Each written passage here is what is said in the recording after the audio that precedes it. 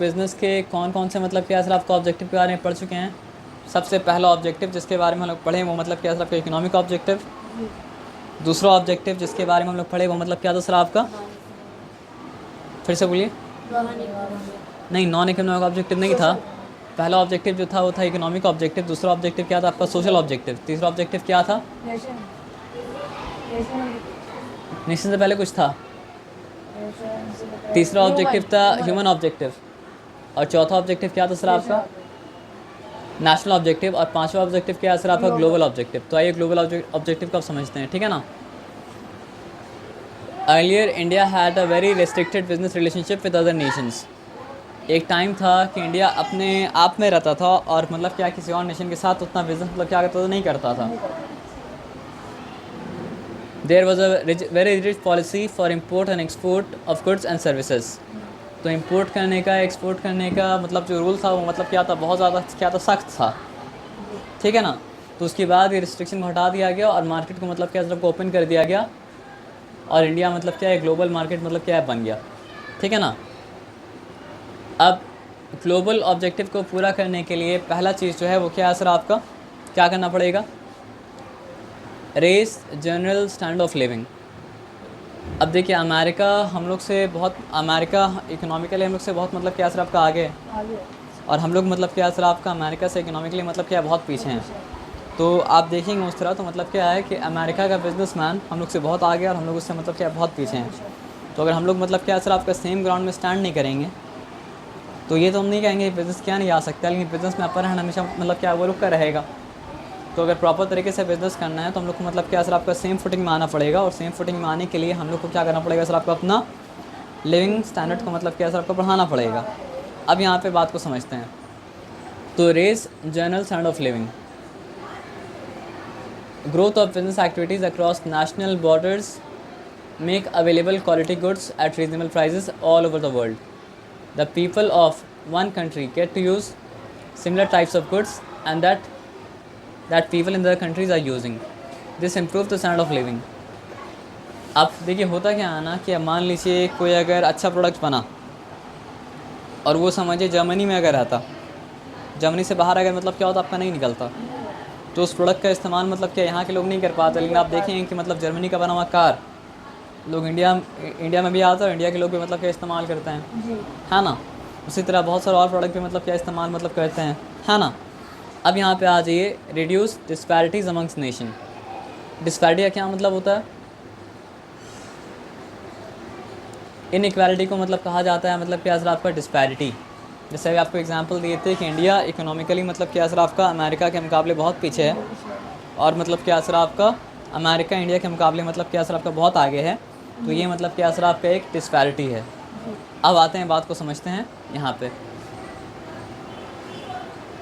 Business should help to reduce disparity among the rich and poor nation of the world by expanding its operation.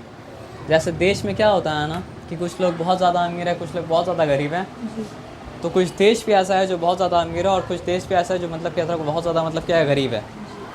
तो business करके business का एक purpose ये होना चाहिए कि मतलब क्या है, अमीर देश और गरीब देश के बीच का मतलब क्या सर आपका फासला कम हो, डिस्पैरिटी मतलब क्या सर आपका कम हो।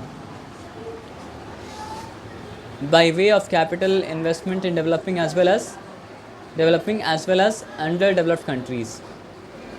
तो जिसके द्वारा मतलब क्या होना चाहिए सर आपका? अंडर डेवलप्ड कंट्रीज़ को, बहुत पिछड़ा हुआ कंट्री को मतलब क्या सर आपका आगे बढ़ाना चाहिए। तो it can foster their industrial and economic growth. तो इससे क्या होगा? उसका इंडस्ट्री भी आगे बढ़ेगा। इंडस्ट्री आगे बढ़ेगा तो मतलब क्या होगा सर आपका? मैन्युफैक्चर ज़्यादा होगा। मैन्युफैक्चर जब होगा तभी तो वो क्या है सर आपका इकोनॉमिकली ग्रो कर पाएगा ना। जी। अब यहाँ पे आते हैं और बात समझते हैं। आज आप जानते होंगे कि बहुत सा लोग क्या होते हैं सर आपका इंडिया में बैठ के अमेरिका के लिए, लंदन के लिए, कनाडा के लिए मतलब क्या है काम कर रहे हैं। जी। क्योंकि आप वर्ल्ड मतलब क्या हो चुका है सर आपका? ग्लोबल मतलब क्या सर आपका हो चुका है, तब ये चीज़ पॉसिबल मतलब क्या हो पाया। जी। उसी तरह जिस तरह सर्विस ग्लोबली मतलब क्या सर आपका एक कंट्री का बहुत सारे कंट्री के लिए मतलब क्या सर आपका अवेलेबल है, उसी तरह मतलब क्या सर आपका गुड्स भी एक कंट्री का मतलब क्या बहुत सारे कंट्री के लिए मतलब क्या सर आपका अवेलेबल जी। है ना। हाँ। तो यहाँ पे बात को मतलब क्या सर आपका ध्यान समझते हैं।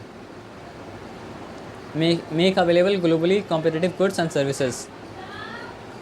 तो business should produce goods and service which are globally competitive and have huge demand in foreign markets। मतलब ऐसा नहीं कि कोई भी प्रोडक्ट बना के आप मतलब क्या है बेचेंगे तो बिक जाएगा। आपको देखना पड़ेगा ग्लोबल मार्केट में किस तरह का मतलब क्या सर आपका प्रोडक्ट अवेलेबल है, और उसके बाद क्या करना पड़ेगा सर आपको बेहतर से बेहतर प्रोडक्ट बनाना पड़ेगा, क्योंकि ग्लोबल मार्केट में क्या है कंपटीशन है। आया बात समझ में ना। और देख के बनाना पड़ेगा कि फॉरेन मार्केट में क्या चीज़ का मतलब क्या सर आपका हाई डिमांड है। तो this will improve the image of exporting country and also earn more foreign exchange for the country। तो इससे क्या होगा सर आपका एक कंट्री का एक्सपोर्टिंग इमेज क्या है सर आपको सुधरेगा, और कंट्री के पास मतलब क्या है सर आपका ज़्यादा फॉरेन एक्सचेंज आएगा, और पहले पढ़ चुके हैं ज़्यादा फॉरेन एक्सचेंज आने की वजह से मतलब क्या होगा सर आपका ज़्यादा रेवेन्यू मतलब उसका मतलब जो है वैल्यू बढ़ेगा। ये सिंपल सा बात आया समझ में, इस बात में कोई डिफ़िकल्टी नहीं है।